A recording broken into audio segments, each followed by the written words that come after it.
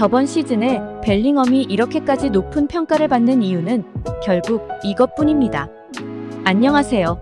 천억 스포츠입니다. 유럽 5대 리그를 벗어나면서 사실상 매 날두 시대가 끝났습니다. 그럼 이제 차기 축구 황제는 누가 될까요? 음바페, 폴란드, 벨링엄 중에 누가 확 뽑기도 말하기가 어렵죠. 그래서 오늘은 이 세 선수를 여러 각도에서 비교해 보겠습니다. 마지막에 제 의견도 살짝 얹고요. 자, 그럼 시작해 봅시다.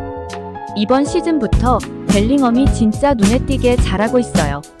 그 전에는 조금 알려지지 않은 존재였는데 이제는 그의 능력이 세계적으로 인정받고 있죠. 일단 클럽과 대표팀 경기를 합쳐서 그의 득점을 보면 음바페와 폴란드에 비해 적은 편이지만 미드필더로서 그럴 수밖에 없는 부분이죠. 그럼에도 불구하고 그의 올 시즌 공격 포인트는 상당히 인상적입니다. 벨링엄은 미드필더임에도 불구하고 20골을 넣었으며 이는 그의 공격력을 입증하는 좋은 지표입니다. 하지만 발롱도르 수상자가 누가 될지 예측하기는 쉽지 않습니다. 최근 몇 년 동안 메시와 호날두가 상위를 독점했지만 이제 그 둘의 영향력이 조금 떨어지고 있죠.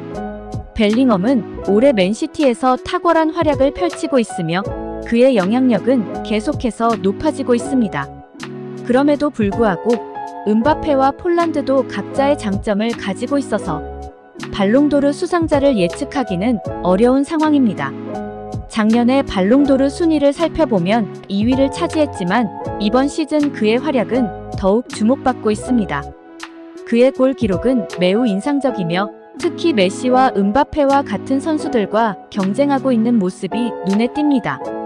그러나 발롱도르를 수상하기 위해서는 그의 골 기록을 더 향상시키고 대표팀에서도 뛰어난 활약을 보여야 할 것입니다. 마지막으로 세 선수의 인기를 비교해보면 음바페가 가장 높은 팔로워 수를 보유하고 있습니다. 그의 월드컵 우승 경험과 슈퍼스타로서의 이미지가 그를 더욱 인기 있게 만들고 있습니다. 벨링엄도 높은 인기를 누리고 있지만 아직 음바페만큼의 인지도를 가지고 있지는 않습니다.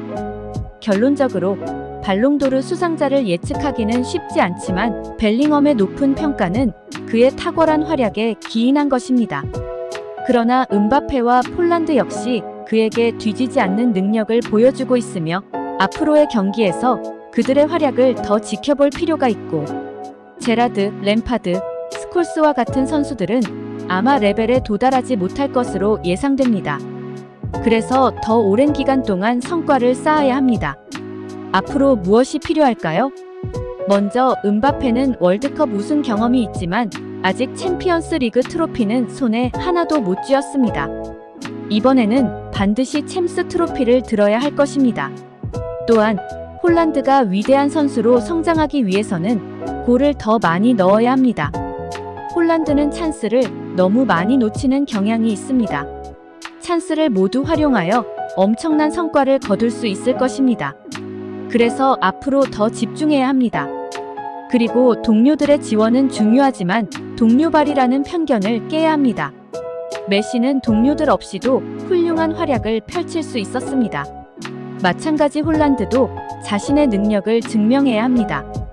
또한 부상에 대해서도 조심해야 합니다. 홀란드는 부상을 많이 겪었기 때문에 이를 극복해야 합니다.